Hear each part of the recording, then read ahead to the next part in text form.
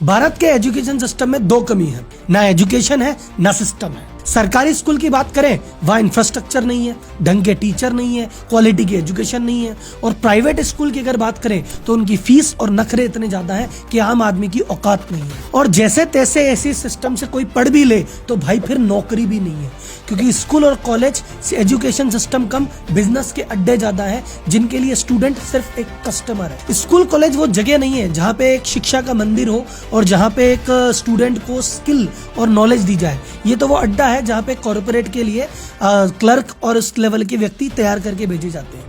जो कुछ भी आज हमारे युवा के साथ गलत है वो स्कूल कॉलेज के सिस्टम की देन है, और ये चीज मैं इस वीडियो में प्रूव करके रहूंगा। पहले के जो फोन होते थे गोल गोल घुमा के उसमें डायल करना होता था, आजकल का फोन इतना अपडेट हो गया है कि हम वीडियो कॉलिंग तक कर सकते हैं। आपका टीवी बदल गया, आपका फ्रिज बदल गया, आपका एक एक इक्विपमेंट बदल गया, पर आपका एजुकेशन सिस्टम वही 100 साल पुराना सड़ा हुआ सा सिस्टम है जो अब किसी काम का नहीं। पेरेंट्स अपना पेट काट के अपने सपनों का गला घोट के हर चीज पे कॉम्प्रोमाइज करते हैं, बस एजुकेशन पे नहीं करते।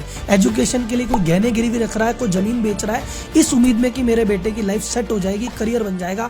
लेकिन इतना कुछ करने के बाद भी नौकरी मिलती नहीं है, और मिल भी जाए तो ऐसी नौकरी कि पूरा मूल तो छोड़ो ब्याज भी नहीं चुक सकता। तो आखिर ऐसा क्या गलत है इस एजुकेशन सिस्टम में, और है तो इसके लिए जिम्मेदार कौन है? गवर्नमेंट, पेरेंट्स, स्कूल, कॉलेज या स्टूडेंट खुद? हम एक एक करके सबकी भूमिका चेक करेंगे और सिर्फ समस्याओं का रोना नहीं रोएंगे, हम सॉल्यूशन की भी बात करेंगे कि आखिर वास्तव में सॉल्यूशन है क्या।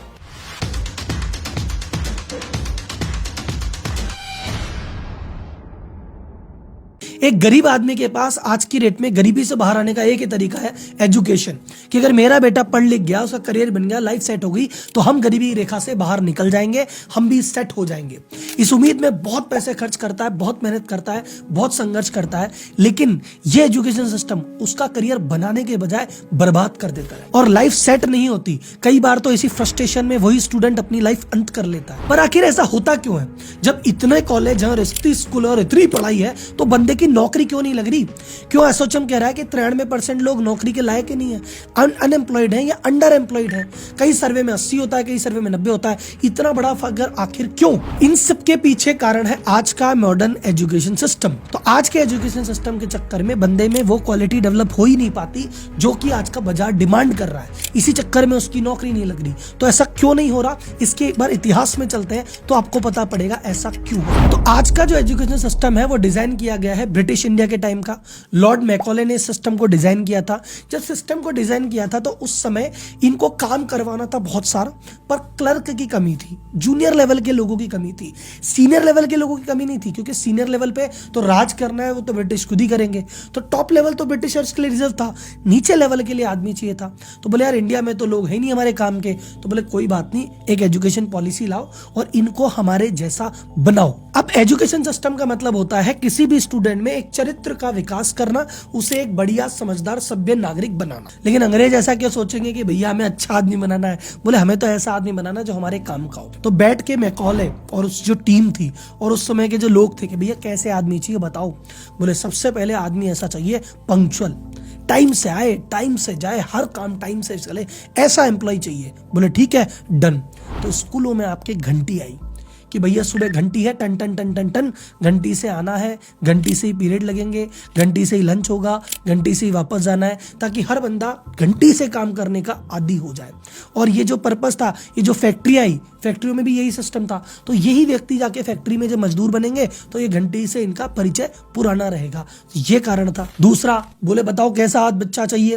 बोले ऐसा बच्चा चाहिए जो ऑर्डर फॉलो करे, जो उसे कह दिया जाए बस आंख बंद करके फॉलो करे, अपना दिमाग नहीं लगाए। जैसे फैक्ट्री में अगर आके काम करेगा तो वहां पे एक पॉलिसी है सरकार की बनाई हुई, उसको फॉलो करे।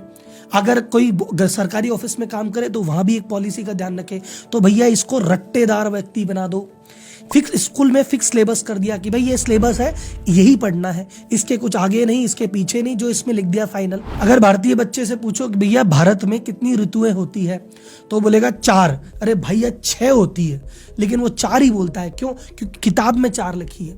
अंग्रेजों ब्रिटिश में 4 होती, ब्रिटेन में 4 होती है, उन्होंने 4 लिख दी। अब तुमको 4 रटना पड़ेगा, 4 लिखना पड़ेगा। 6 लिख दिया तो नंबर कट जाएंगे तुम्हारे। तो हमारे आदत हो गई है रटंत विद्या की, बस रटो, उल्टी करो, पास पास हो जाओ और किसी से मतलब नहीं है, एक्चुअल ज्ञान चाहिए ही नहीं। कुल मिला के उन्होंने कहा कि ऐसे एम्प्लॉय आने चाहिए जो अपना दिमाग नहीं लगाए, जो हम बोले फॉलो कर दे। तो सिंपल वैसे ही एजुकेशन सिस्टम बना और ऐसे ही लोग आ रहे। तीसरा उन्होंने कहा कि मुझे ऐसा व्यक्ति चाहिए जो भाई साहब ऑर्डर फॉलो करे, और नहीं फॉलो करे तो भैया डंडा भी मार दूं तो कुछ कहे नहीं, क्योंकि ये जब व्यक्ति सरकारी नौकरी में आएगा, काम नहीं करेगा तो इसका अफसर इसको मार भी सकता है। अंग्रेज है भाई साहब।